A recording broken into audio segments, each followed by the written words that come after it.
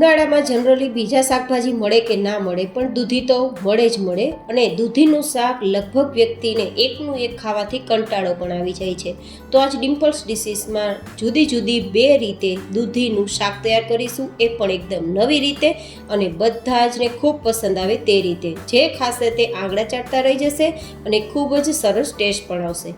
તો ચલો પહેલી દૂધીની રેસીપી બનાવવાની શરૂઆત કરીએ. તો જેમના માટે 1 નંગ દૂધી લીધી છે તેની હવે આપણે આ રીતે છાલ કાઢી લઈશું અને તેના રફલી ચોપ કરી ટુકડા તૈયાર કરી લઈશું. અહીંયા તમે કેટલા ફેમિલી મેમ્બર્સ છો તેને અકોર્ડિંગ તમારે શાકનો ઉપયોગ કરવાનો રહેશે. હું જનરલી આજની વેરાયટી 4 વ્યક્તિને થઈ શકે તેટલું શાક તૈયાર કરવા માટે આટલી સામગ્રીઓ લઈ રહી છું. તો આ દૂધીના ટુકડા છે તેને આપણે લઈ લેશું. સાથે 1 નંગ બટેટાની છાલ કાઢી તેને પણ રફલી ચોપ કરી તેના પણ ટુકડા આપણે ઉમેરી દઈશું, જસ્ટ થિકનેસ માટે. જો કે બટેટું ઉમેરવું ઓપ્શનલ છે. સાથે આપણે થોડી પાલક લેશું, તેના પણ આ રીતે રફલી ચોપ કરી તેને પણ ઉમેરી દઈશું. પાલક પણ જનરલી તમને અત્યારે માર્કેટમાં મળી જશે, જો કે ના મળે તો ઓપ્શનલ છે. તમે અહીંયા માત્ર દૂધીનો ઉપયોગ કરીને પણ આ વેરાયટી તૈયાર કરી શકો છો. જો તમને અહીંયા પાલક ના મળે અથવા તમારે બટેટું પણ ઉપયોગમાં ના લેવું હોય તો તમે અહીંયા ટમેટાનો ઉપયોગ કરી શકો છો. હવે 1 ગ્લાસ પાણી ઉમેરીશું અને પછી ઢક્કણ ઢાંકી અને તેને 2 સીટી સુધી આપણે થવા દઈશું. મીડિયમ ગેસની ફ્લેમ રાખશું.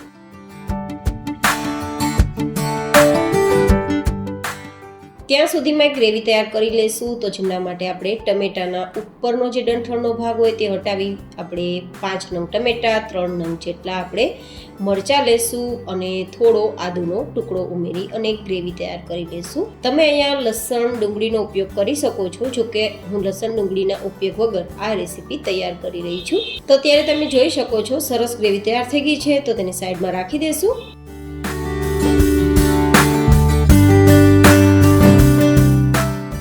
અને 2 સીટી કુકરમાં થઈ ગઈ છે અને લગભગ બધું જ શાક સરસ સોફ્ટ થઈ ગયું છે, બોઇલ થઈ ગયું છે. તો આ રીતે મેશરથી મેશ કરી લેશું. ગાઈઝ, એકવાર આ રીતે દૂધીનું શાક તૈયાર કરશો તો તમને પાઉંભાજી જેવો ટેસ્ટ પણ આવશે અને તમને દૂધીનું શાક ખૂબ પસંદ આવશે. ખાવાવાળાને ખબર પણ નહીં પડે કે આ દૂધીનું શાક છે. તો તમારું શાક શું બનાવવું તે પ્રશ્નનું સોલ્યુશન પણ થઈ જશે અને નવું શાક ખવાઈ પણ જશે. તો થોડું તેલ, થોડું બટર ગરમ કરીશું. અહીંયા માત્ર 1-2 ચમચી તેલમાં પણ આ શાક તૈયાર થઈ જાય છે. વધારે તેલ ઉમેરવું હોય તો પણ તમારી ચોઈસ. થોડું જીરું, થોડી હિંગ ઉમેરી દેશું. ધેન આપણે તૈયાર કરેલ ટમેટાની ગ્રેવી અને પછી આ રીતે થોડીવાર માટે ચલાવીશું. અને પછી તેમાં આપણે મસાલા તૈયાર કરી લઈશું. જેમ કે આપણે નમક ઉમેરી દઈશું સ્વાદ પ્રમાણે અથવા 1 થી 1.5 નાની ચમચી જેટલું અને 1/4 ટીસ્પૂન જેટલો હળદર પાવડર ઉમેરી દઈશું.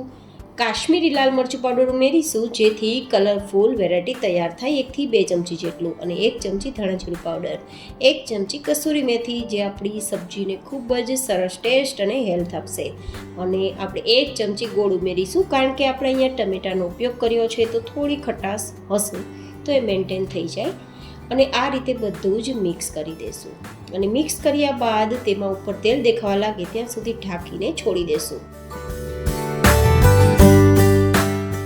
2 મિનિટમાં જ ઉપર તેલ દેખાવા લાગ્યું છે જો, તો મીન્સ આપણી ગ્રેવી કૂક થઈ ગઈ છે. તો હવે આપણે જે મેશ કરેલું શાક છે ને દૂધીનું, બટેટાનું અને પાલકનું તે ઉમેરી દઈશું. બિલીવ મી ગાઈઝ, એકદમ હેલ્ધી અને પ્રોટીન યુક્ત આપણી આ સબ્જી તૈયાર થઈ છે.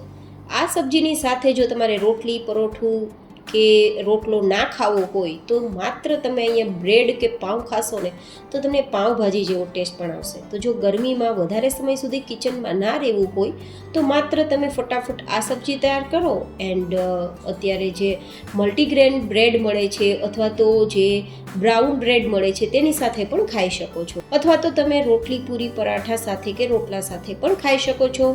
માત્ર રાઈસ સાથે ખાવું હોય તો પણ તમારી ચોઈસ. થોડીવાર માટે કૂક કરશું. ઉપર તેલ દેખાવા લાગે ત્યાં સુધી ધેન ધાણા સ્પ્રિંકલ કરી અને સર્વ કરીશું. તો તમને દૂધીની મારી આ પહેલી રેસીપી કેવી લાગી કોમેન્ટમાં બતાવવાનું બિલકુલ ના ચૂકતા.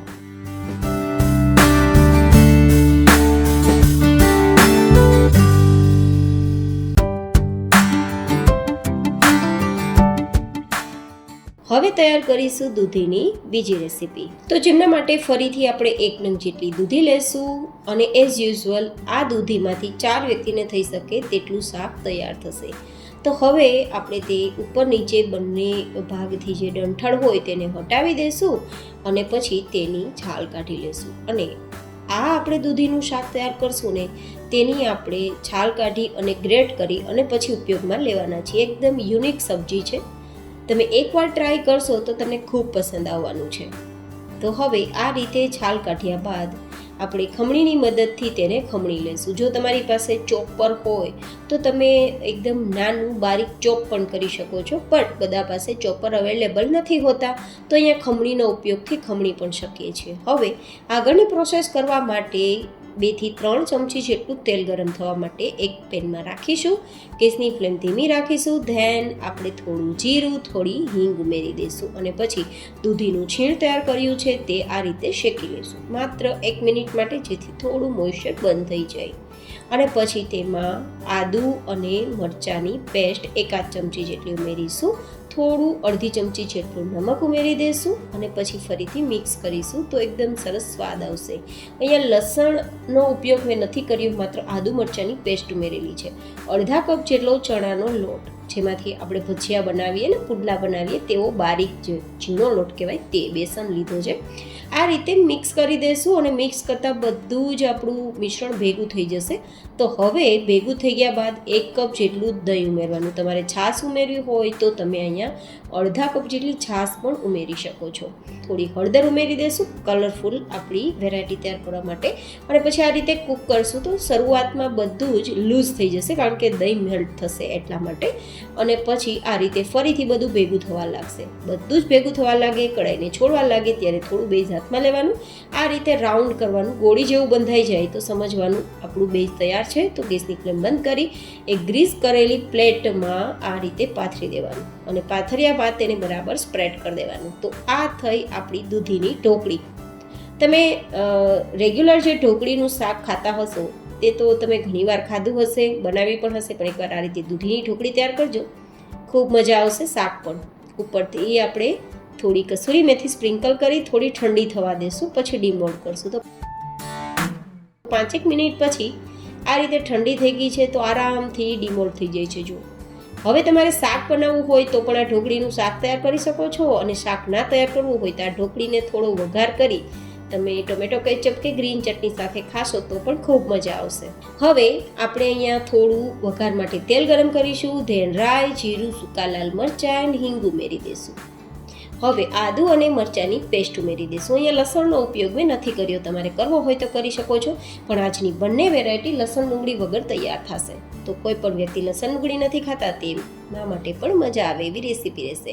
થોડી છાશ ઉમેરી દઈશું અને છાશ ઉકળે ત્યાં સુધી ઢાંકીને ધીમા ગેસની ફ્લેમ પર થવા દઈશું.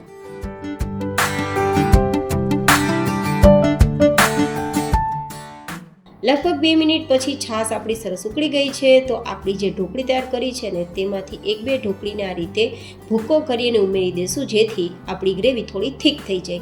અને આપણું વઘાર પૂરતું નમક ઉમેરીશું, માત્ર 2-3 ચપટી જેટલું, કારણ કે આપણે ઢોકળીમાં ઉમેર્યું છે. થોડી હળદર, થોડું લાલ મરચું પાવડર, અહીંયા કલર માટે કશ્મીરી ઉપયોગમાં મેં લીધું છે. તમે તીખું લેતા હોય તો ઓછું લેવું. થોડું ધાણા જીરું પાવડર અને છાશની ખટાશને મેન્ટેન કરવા 1 ચમચી જેટલો ગોળ. આજની બંને સબ્જી ખૂબ જ હેલ્ધી બનવાની છે. મેં એક પણ વસ્તુ એવી નથી ઉમેરેલી કે જે અનહાઇજેનિક હોય અને અનહેલ્ધી હોય, પણ હાઇજેનિક સાથે હેલ્ધી વેરાયટી તૈયાર કરવા માટે બસ આ રીતે મેં સામગ્રીનો ઉપયોગ કર્યો છે. સાથે થોડું પાણી ઉમેરીશું, એક બોઇલ આવે ત્યાં સુધી થવા દેશું. ધેન આપણે તૈયાર કરી ઢોકળી ઉમેરી મિક્સ કરી દઈશું અને ફરીથી 1 મિનિટ થવા દેશું. 1 મિનિટ પછી આપણી સબ્જી સર્વ કરવા માટે રેડી થઈ ગઈ છે. તો આ સબ્જીને તમે રોટલી, રોટલા, ભાખરી, પૂરી, પરોઠા તમારી ચોઈસ સાથે ખાઈ શકો છો. ઠંડી થઈ ગયા બાદ પણ આટલી જ થિકનેસવાળી ગ્રેવી રહેશે તો ટિફિનમાં પણ આપી શકો છો. કેવી લાગી જુદી જુદી 2 પ્રકારની દૂધીની સબ્જી મને જરૂર બતાવજો. ફરી મળીશું એક નવી જ હેલ્ધી રેસીપી સાથે. ત્યાં સુધી stay healthy and stay happy.